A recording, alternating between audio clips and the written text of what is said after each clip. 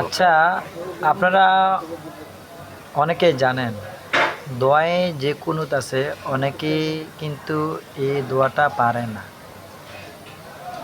এখন আপনারাই বলেন, দোয়ায় কুনুত কোন নামাজে পড়তে হয়? যদি আপনারা না জানেন, তাহলে আমি এই ভিডিওতে আপনাদেরকে জানিয়ে দেওয়ার চেষ্টা করব। আবার অনেকেই কিন্তু জানেন।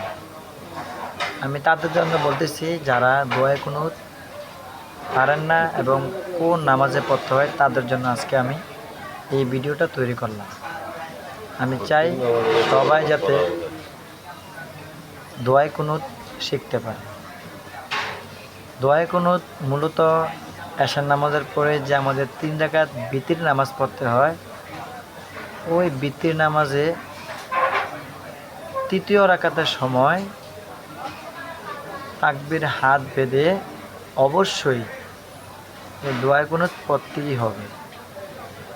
অনেকে দোয়ায় কুনুত পারেন না, কিন্তু বিতির নামাজ পড়েন।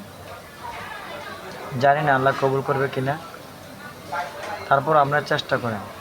অনেকে পারেন না বিদায় তাদেরকে আমি শরম দিচ্ছি না। আপনারা কোরআন শরীফ খুলে অবশ্যই দোয়া কুনুতটা পড়ে নেবেন।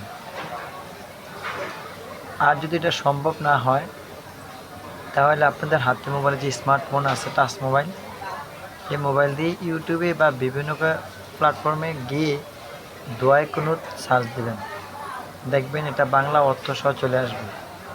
আপনারা ওখান থেকে শিখে নেবেন প্লিজ।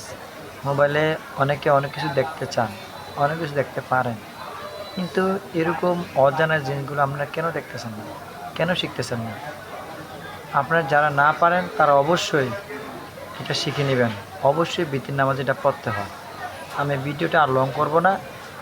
আপনারা ওখান থেকে নামিয়ে ফেসবুক থেকে বা ইউটিউব থেকে বিভিন্ন রকম প্ল্যাটফর্ম থেকে আপনারা অবশ্যই দোয়া কুনুতটা ডাউনলোড করে নেবেন এবং শিখে নেবেন।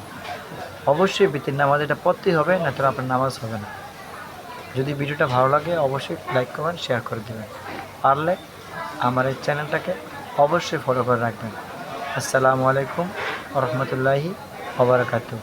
আরেকটা কথা, যে কোনো একটা ভিডিওতে অবশ্যই আমি দোয়া কুনুতটা আপনাদেরকে পড়ে শোনাবো।